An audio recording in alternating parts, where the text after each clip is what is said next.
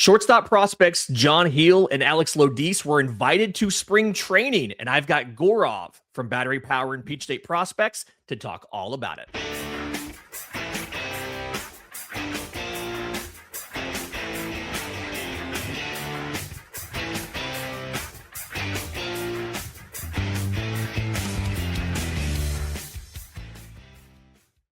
Yes, welcome on in to Braves Today, your daily source for news, notes, and updates on your Atlanta Braves. I'm your host, Lindsay Crosby, award-winning baseball writer and podcaster. You can follow me on social media at Crosby Baseball. You can also find all my written work, bravestoday.com. That's the Braves Today Substack, as this is both a podcast and a newsletter. And I am absolutely chuffed today. I've got Gaurav Vedak of Peach State Prospects, of Battery Power, Braves Prospect Guru, on the show to talk prospects. We're going to go over position players, shortstops, outfielders. We're going to talk about the pitchers that we might be sleeping on, including a guy who could make a rapid rise like Spencer Schwellenbach did. So without further ado, here's Gaurav. Really excited to be joined by Gaurav. You may know him if you're a Braves prospect fan, right? Battery Power, Peach State Prospects, Baseball Prospectus. The man does it all, knows the Braves system probably better than anybody who's not actually working for the Atlanta Braves. Although you've been on the team's official podcast. That was cool. Thanks for being here. Thanks for joining Braves Today. I'm so glad we could figure out a time that works for both of us. I've been looking forward to this since you reached out. Me too. And a lot of people talk about pitching, right? It takes all of the oxygen out of the room on this Braves system. But I kind of want to start off with the position players, because we're recording this just a couple hours after Atlanta announced the non-roster invitees for spring training, and Alex Lodise is invited to spring training. John Gil invited to spring training. I know the odds of them making the majors out of spring training are virtually nothing. And even this season, virtually nothing. But is it outside of the realm of possibility of thinking that if everything goes right for one of these two guys, they could be in the mix to be the shortstop in 2027? Or is that just wishful thinking, knowing that Ha-Seong Kim's contract's a one-year deal? Look, at first I thought you were going to go 2026, and I was going to say everything went wrong if that were the case. Yeah. In terms of 2027, I like the possibility of someone like a John Gil being able to compete. Will he be ready for that? I mean, it remains to be seen. He's still so young. We saw he had 1 week in Double A, and that's it. Yeah, and he's definitely going to start back there to start the season. There's a lot to like about him. The overall approach. He doesn't chase. He has great swing rates or great contact rates within the zone. He's someone that knows his skill set and will fully utilize it. And what we really saw at the end of last year was his power, his pull side power start to tick up. And that's something in my evaluation process that shows, he's becoming more comfortable at the plate. He's able to stay back a little longer and be able to launch that ball. So I love the idea of him being a little more active and a little more a possibility of him being someone in 2027. For Alex Lodise, he's going to be a project. There was a lot to like in college. There's nothing about that, like nothing more than that. He had the power, great defensively at shortstop. That's something I don't foresee him ever having to change position. But he was drafted with flaws, and that's in his overall approach. His chase rate is pretty high. He's last year in his cup of tea in professional baseball, not the greatest numbers, lots of strikeouts. When you look at his at bats again, it was still chasing up high, trouble with some of the breaking stuff. But I mean, what I love about that selection is, and if you use another player in the system as evidence, it's that the Braves know how to help with approach.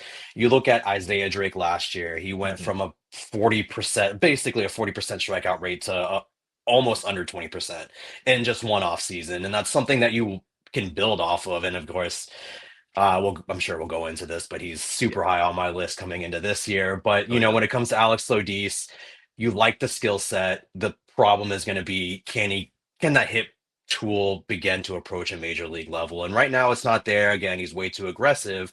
So I can't really say 2027 for him. Now, let's have this discussion by mid-season this year. Yeah. And, if we see those advancements, then of course, due to his college experience, he's going to definitely be, have that opportunity to make a name for himself in Atlanta at that shortstop position. But as of right now, I wouldn't say 2027. For him, I'd almost say a little more towards the back end of 2027, 2028. And that's with those adjustments to his overall approach. Yeah. Maybe like a September call-up kind of thing in 27. Yeah. On the Lodise thing, and I know this comes up a lot, especially with pitchers, because Atlanta likes to get their guys, when possible, get them innings after the draft. I know Hurston Waldrop led all of the minors, or led all of the 20 of his class draftees in strikeouts and innings after the draft. On a guy like Lodise that's making the switch from college to pro ball, 25 games, 109 plate appearances to put up that stat line you mentioned, the 252 average, below 700 OPS. How much stock do you think that everybody should be putting into a small sample size like that? Because for me, part of it is I think about there's so many things that go into that. He just played a full college season. It's the longest, like time-wise, longest season of his career. He's swapping to a wood bat. He's swapping to theoretically a higher level of pitching in a ballpark that's very difficult to hit for power in. Should we really be incredibly concerned about the overall numbers? Or like you said, is it kind of the trend, right? We still saw him chasing out of the zone and things like that should worry us, not necessarily the stats. Yeah, I wouldn't say that a sample size that small. It's not really significant whatsoever. And like you said, going from metal to wood, going to every day, you instead of a weekend starter, you're facing a weekend starter every single day, day in and day out, right? So Yeah. the competition is a serious uptick, and the numbers weren't great. But again, the numbers don't really matter for me and for that size. But we knew going in after the selection his issues at the plate, which were chasing. He's extremely aggressive. He's someone that will try and get his pitch, even if it's not his pitch technically. Mhm. But it's really tough. You want to, with someone you take in the first round, you really want to have that high grade on. But he's going to be a project, and he's someone. Again, I think the Braves organization is perfect for him. We've seen lots of adjustments throughout the entire organization in terms of approach for positional players last year and the last 2 years, really. And so he's someone that I like the chances for Atlanta on. I'd like to see again a little more time with the coaches, a little more, just a little seasoning with his overall chasing. And I think we got someone that has a unique skill set for shortstop because he does have really good power. He's got a great arm. He's going to be a plus defender at the position. So someone that could potentially bring in, 20 plus home runs there is very unique for the entire league. And I feel like that's why the Braves went after him and went with someone that had those kinds of flaws, because they believe in their ability to help him rectify those issues. He's got better arm strength, but the description of the profile reminds me a little, I hate comps, but like reminds me a little bit of some of the talk about Dansby Swanson as far as really good defender. There's power potential, but there's some flaws here, and it might take him a little while to fully evolve as a hitter. Is that not major league expectations, but is that a fair comparison of them as prospects, you think? Yeah, I also hate comps, but that's also a good comp. I would say Dansby maybe had a slightly better hit tool at this Oh yeah, point. 1-1. You're probably a guy they're a little more confident of the hit tool. Yeah. Yeah. But overall, what? I do like that. I do like that overall evaluation. He is someone that, could contribute on a major league level defensively right now, but there's no need to, especially with Kim in under contract now. So thankfully, that's not something a conversation that really needs to happen. Yeah. But yeah, I think you really hit it on the head. Really hit it on the head. I really like that comp in terms of where he is in his development right now and his overall potential at the position. Listen, the more compliments you give me during the show, the more you're going to get invited back. So just careful on that, real quick. Somebody that I'm a little worried that I am overvaluing because I don't hear as much chatter from him outside of the organization is Cody Miller, another infielder. Atlanta gets him in the third round last year. I think it was East Tennessee State. And we talk about not significantly weighting Lodice's poor performance after the draft. And then I find myself wanting to weight Cody Miller's 26 games of a 327 average with an 830 OPS. is it really like, is he seen as a legitimate middle infield MLB caliber guy, or is the ceiling perhaps utility player or somebody who's going to get moved around? Because I've read some conflicting reports about where the ceiling might be on his offense. Mhm. So for me, it's you're not going to get anything contradictory. For me personally, I have him 12 overall. I'm the most aggressive on the battery powered team itself. I love his offensive profile. I love his plus hit tool. Yeah, his competition in college might be a little smaller at East Tennessee, but against the Power Four, he was extremely good. He Mhm. still put up really good stats against them. I love the power potential. I love the hit tool. I love the speed. Uh, for me, he's one of the most well-rounded prospects I've seen. In terms of his position, it's not necessarily a utility in a bad way. I think he has the potential of just being that good defensively at multiple Yeah. positions that the Braves are willing to say, okay, maybe we want you at shortstop, maybe we want you at second, maybe we want you in the outfield. And again, it has nothing to do with the fact that they need to hide his defense or hide his arm. It's more along the lines of this is your skill set. It's very unique. We can use you in many, many different ways. Uh, I personally really like him as a prospect. I think he's got real top 100 potential, especially if he's shown that what we saw at the end of last year was like a lot better than I expected. Again, going from East Tennessee State to this kind of level of competition, and he did not look overwhelmed.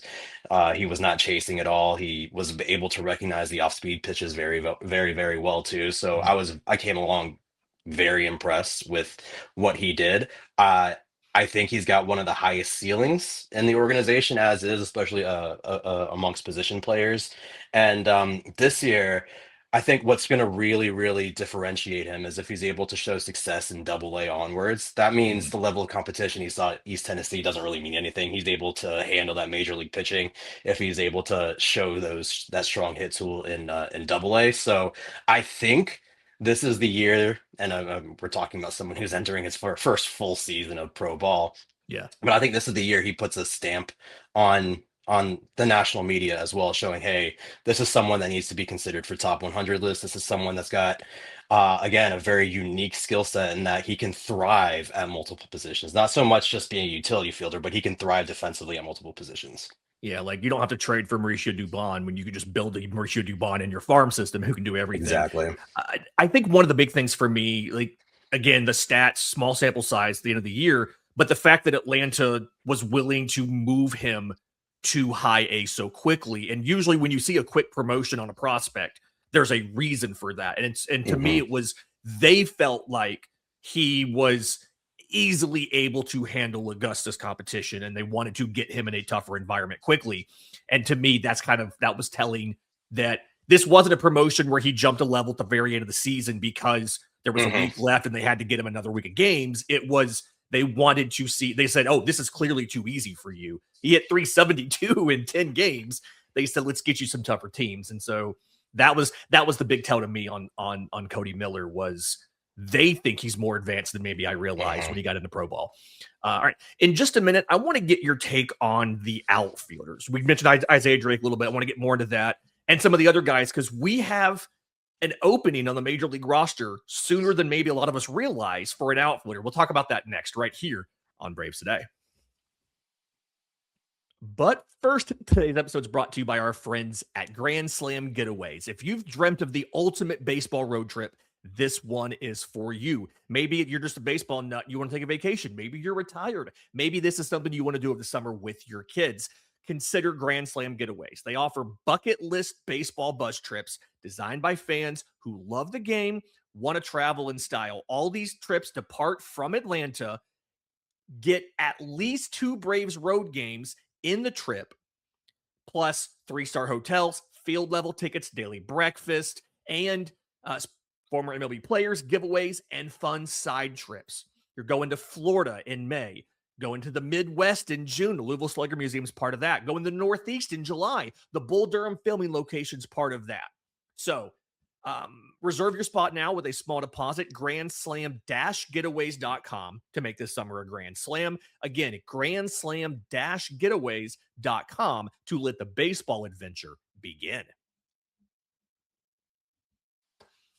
Welcome back to Braves Today. Lindsay Crosby joined by Gaurav of Battery Power, Peach State Prospects, of Baseball Prospectus. Make sure you check out Battery Power's Top 30. It's dropping all week. It's been some great notes in here already on a lot of guys, things that I've learned about some of these prospects. So check that out over at Battery Power.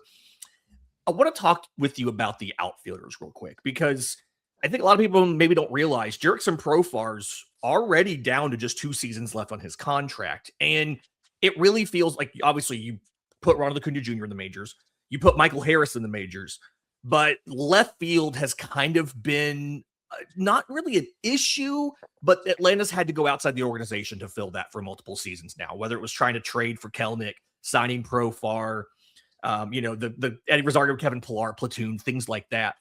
Is there an outfielder in the system that looks like they could potentially be a left field option by the time Jurickson Profar's contract is up after 2027? Because this is really where I just feel like there's a lot of guys in the lower minors, but I don't know if any of them profile as a corner bat for a World Series contending team. It's tough, right? Yeah, it's real tough. Just because the names that you're listing in the outfield, that's really tough to live up to. Yeah. If we're talking about a corner outfield spot, that's someone that you primarily want to have be able to hit for average and for power. And in terms of 2 years from now, I'm finding that really hard to believe unless we see Luis Guanipa really take a step forward.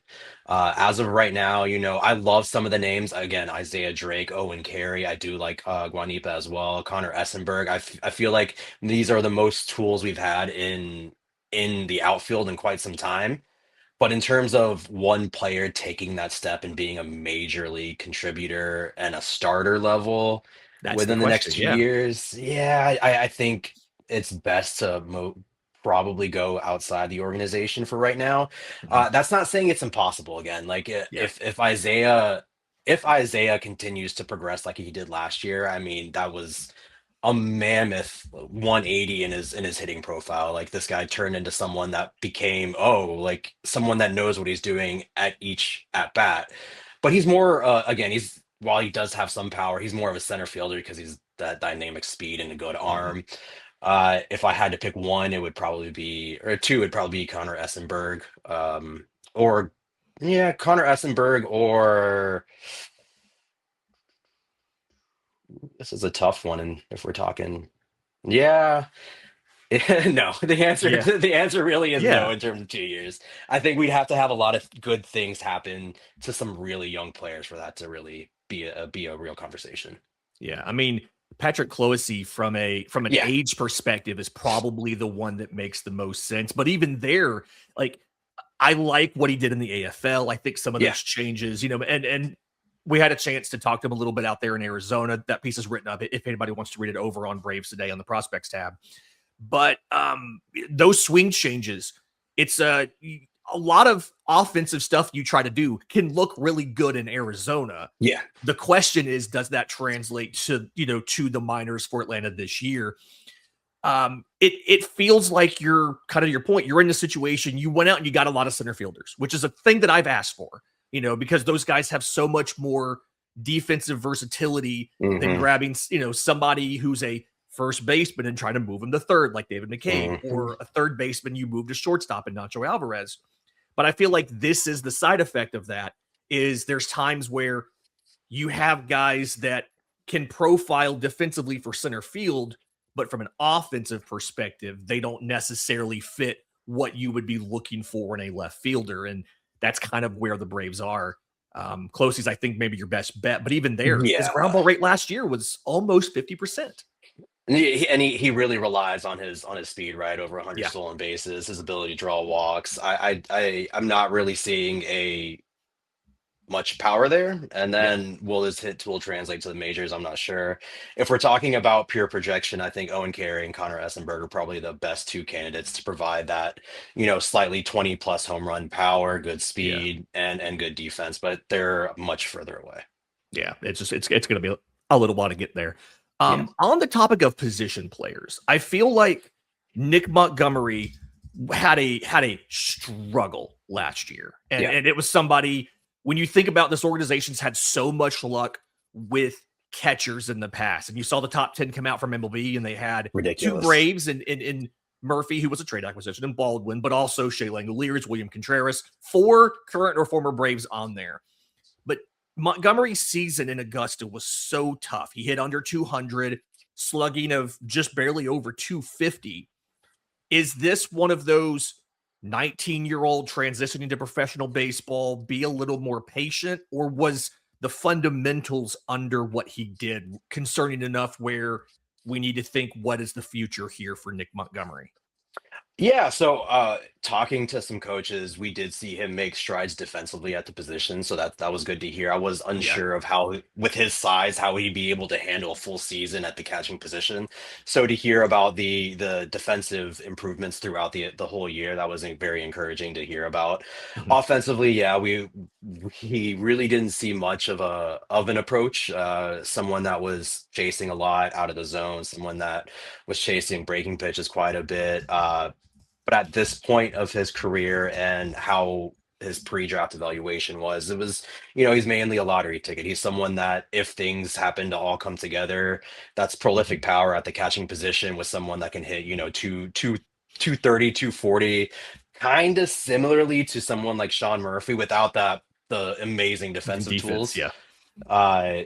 But he's a very interesting player. His stock is down just a little bit this year, but again, I had not many expectations for him heading into 2025 just because of how raw of a prospect he was. So overall, my thoughts on him were he made really good defensive strides. He's someone that may look to stay at the catching position. And with that, because he's got that enormous offensive potential, someone that they'll keep there as long as they can. What I want to see from him this year is let's chase that. Let's cut down on that chase rate a little bit. Let's make sure we stay within the zone. Let's stop trying to flail and try and hit everything. If we're able to see good steps from there, then next year he'll most likely be in that top 30 just because his offensive potential is really high because of that mammoth power. Yeah, I mean it's and for those of you who don't know about Nick Montgomery's size, he's listed at 6'4", 210 as a guy who's. Yeah, he's not 210 as a guy who's just barely, 20 years old.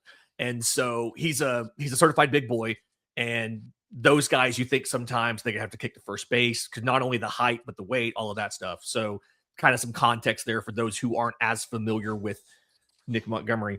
Do you happen to know, just side note real quick, do you happen to know how aggressive, like how much responsibility goes on the catchers in some of the lower levels of Atlanta's system to call their own games? From what I understand, they're doing a lot of it themselves. And that's something where obviously he came from the prep ranks, but both prep and college, a lot of times that's not a responsibility that they have on a day-to-day basis. And so I find that's one of those, part of me wonders, is the first year of a catcher in pro ball, should we even really be looking at anything besides just, can they get comfortable back there because they're doing so many different things?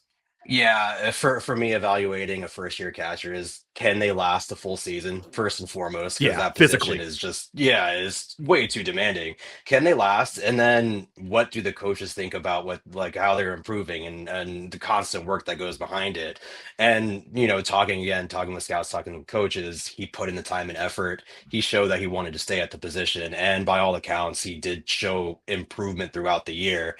Now, is it somewhere, can I say definitively he's a plus defender at the position? No, not necessarily. And I don't really project him to be, because again, just mammoth dude trying to stay scrunched up. But if he's able to be a passable defensive catcher and someone that has a good pop time and can somewhat limit the run game, again, with his offensive potential, you're talking about someone like a Sean Murphy that teams trade for, teams give assets for. And even if it doesn't necessarily work out with Atlanta, again, where we are talking pure projection at this point, he is someone with his offensive skill set that is desirable for a very long time. So no matter what, I think we're looking at a player that is going to be around for a while. Whether he takes the next step, we'll see. And again, like this year, I'm not even really concerned about the overall numbers. I just want to see improvement on his overall approach at the plate. If we see he's cutting down his chases and his strike rate is going down, next year is going to be really interesting. Yeah, and it's entirely possible, to the Isaiah Drake point, that he has a second year kind of breakout like Drake did there. All right, in just a second, I want to pivot to the pitching. I know that that's clearly the thing that everybody wants to talk about. And we saw some of these guys invited to spring training. We'll talk about them as well as some guys we might be sleeping on. We'll do that next, right here on Braves Today. But first, today's episode is brought to you by our friends at Fantrax. My absolute favorite fantasy baseball app is Fantrax. Because here's the thing. If you watch this show, you're a bit of a baseball nut. And Fantrax does literally everything you can imagine. It is the deepest player pool in all of baseball. You can customize your league any way that you want to do it, with any possible scoring categories, roster rules, whatever you may want to do, you can do that on the app. And for your players, it's a great experience. If you forget to set your lineup before that day's games, and a guy that you have starting is not in that day's lineup, the notification comes in from the app to let you know, hey, this starting pitcher is scheduled to pitch and you have him on your bench, or this guy is in your lineup, but he's not in the team's lineup. You should make a correction. So if you want to try the best fantasy baseball app on the market, go to fantrax.com, Fantrax.com. Use promo code Braves today. Fantrax.com/Braves today to get started with Fantrax today. Final segment of Braves today. Lindsay Crosby joined by Guarav of Battery Power, Peach State Prospects, Baseball Prospectus. Again, the Battery Power Top 30 list is rolling out all week. BatteryPower.com. Make sure you check that out. They've been doing this now for over a decade, right? Like, this has been a long time you guys have been doing this stuff. So you won't find anybody else in non-affiliated media, right, that does a better job of covering Braves prospects than these guys. So definitely check it out. Okay, looking at the pitching prospects, I think everybody knows J.R. Ritchie, Owen Murphy. These are the guys, the familiar names. They're both coming to camp. When it comes to Garrett Baumann, he's also been invited. And, I wrote up a couple weeks, maybe last week, I wrote up some of the ETAs on the prospects, on the pitching prospects, and I had him as a 2028 guy because I didn't know what the lockout would do. It's a well-rounded package from a really big guy, 6'8", 245.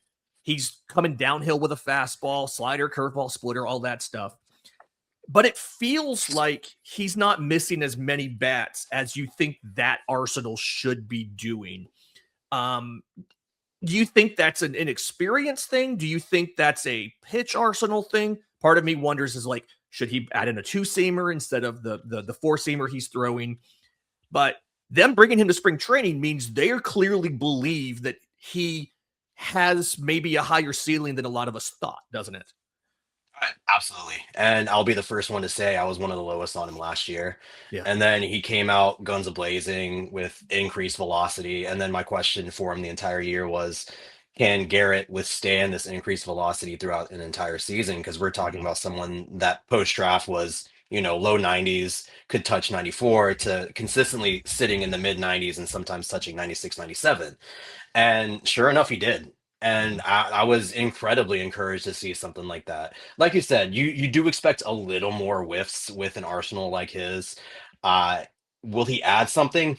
It probably, at this point, it's probably a little too early, but I can see something I like the idea of a two-seamer. One pitch that's been very, very popular for the Braves to toy with pitchers has been adding a cutter, something that he doesn't have at this point. I think we know all about adding cutters on this show. That is my thing, is adding a cutter. I want to give everybody one. Bryce Elder's the first guy who needs one, but yeah. I agree with that. I think that's something that we could see him toy around with this year, but I don't really foresee them making it a primary concern throughout the season. Maybe something with some side sessions and he starts throwing a new pitch in. I'll definitely be watching and breaking down every single start of his, because again, last year we saw a big increase in what he can do and being able to hold that added velocity on his fastball. And so with that becomes a much higher grade. We're talking about someone that now firmly believe is a starting pitcher. I don't believe there's much reliever risk in him. Again, 6'8", 240, he's mammoth on the mound, Yeah. fantastic extension. So his fastball is even faster than what it seems like. There's a lot to like about him. I think maybe just a little bit tad in experience and better sequencing might be able to get that next step. But I Mhm. think ultimately we will see him toy around with a pitch or two just to see if he can generate a few more whiffs so he's not so contact dependent. Yeah. Speaking of certified big boys here, Luke Sinnard. Uh, Oh man.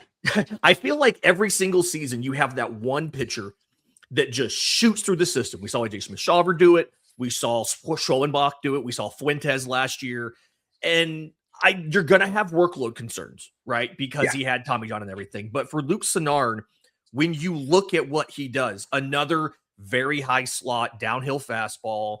I saw last year down the stretch, he was throwing a two-seamer or a sinker. Hmm. He's got a splitter. He's got a slider. And he mostly used those like a platoon thing, slider to righties, splitter to lefties. But if he can improve the curveball a little bit and then just maybe get a little more confident in taking those pitches out of the zone for chase, it feels like he's Yes. in the zone too much right now.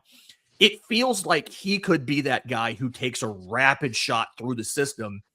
And, I don't want to predict anybody to debut in 27 who's not already in like AAA, but it feels, or sorry, in 26, but it feels like he's that guy that has all of the pieces. He just has to refine them to be the next breakout guy. Am I off base on that? I don't even know why you have me on this show, man. I entirely agree. I've been quite vocal. Luke Sinnard, I think, is I every single year I get asked who's that player that's not in the top 10 that has a chance to make an impression, or who's outside the top 100 that might make it into Atlanta this year. Yeah. And I'm talking this year, and not necessarily as a primary starter. That's more along the lines of if there's injury concerns and you need someone to make a spot start. I think Luke Sinnard is that guy. 5 pitch mix. The data out of the AFL was fantastic. A 2600 RPM four seam, a 2800 RPM slider, and then he's got that splitter coming at 700 RPM. He goes all the way from the low 80s to 96. He's very difficult and he's like, his release point too was actually incredibly a lot better than I thought expected with someone his size and his ability to repeat his mechanics. So with that comes hefty praise from me, because he's put together an arsenal that can be almost average to plus 5 deep, an ability to go 6+ innings pretty much on average, and then never, situationally, I've never really seen him panic if someone's on base or anything like that. Never see him like not be able to pay attention to base runners or anything like that. He's mature for, well, not for his age. He is a little bit older, but he's mature in the head. He knows what he's doing on the mound. And I love what you said about if he can learn to rely less on the zone. I think you're looking at someone that's a major league pitcher. And to be fair, Schwellenbach had that exact same issue. He was staying in the zone in the majors. He was staying in the zone a little too much.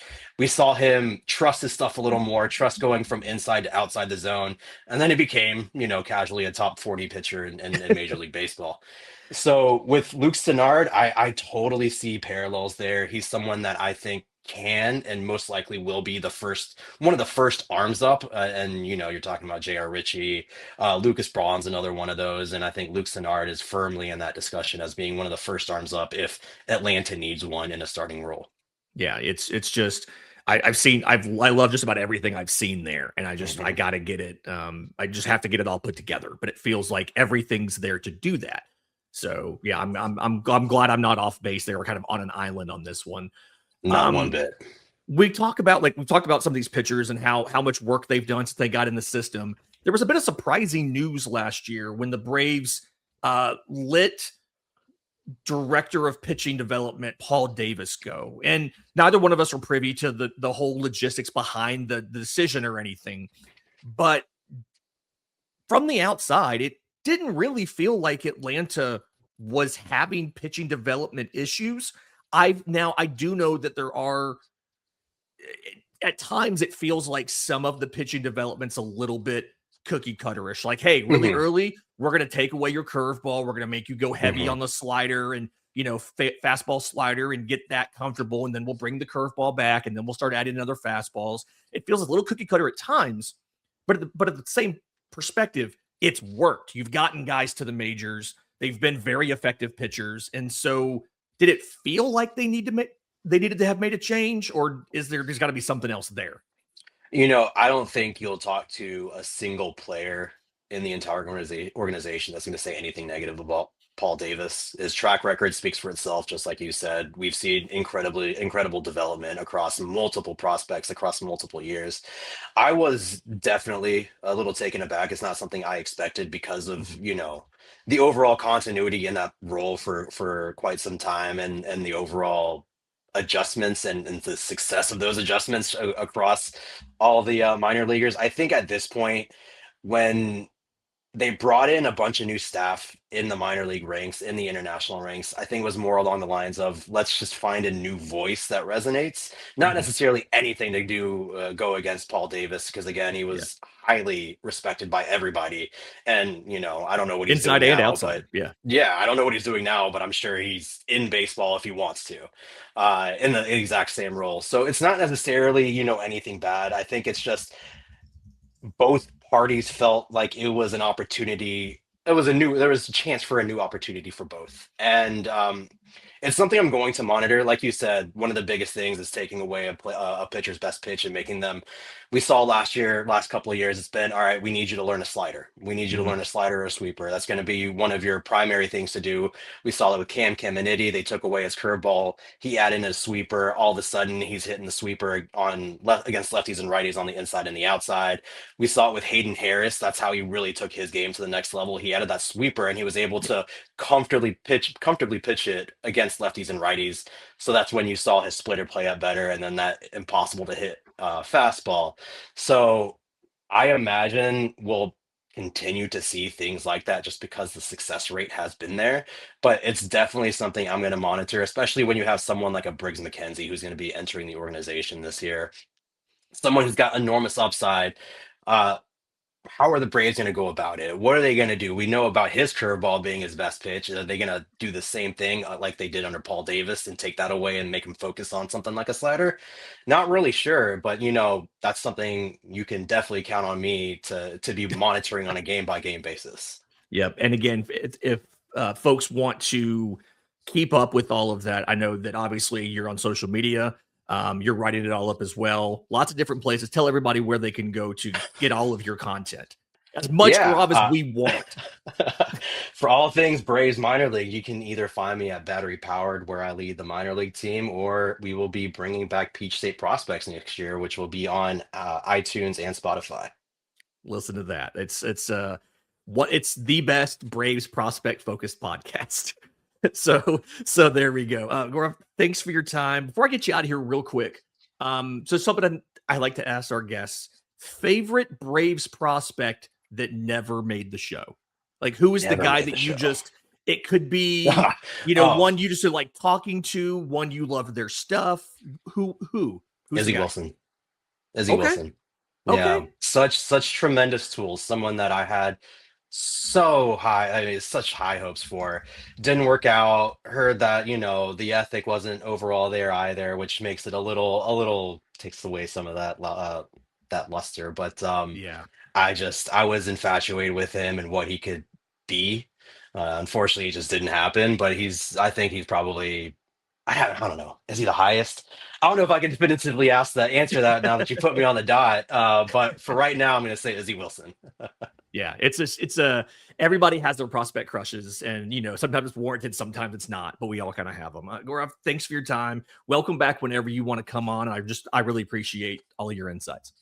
No, I appreciate the time, and thanks so much for having me on. That'll do it for Braves Today for Thursday, February 5th. Do me a favor, you're listening on audio. 5-star review would be fantastic. Apple, Spotify, wherever you get your podcasts. If you're watching on YouTube, subscribe to the channel. Hit the notification bell so you know when we go live, we drop the next episode, a short, all that kind of stuff. And as always, the written content, bravestoday.com, free or paid, does help us out a ton over here. Until next time, this has been Braves Today.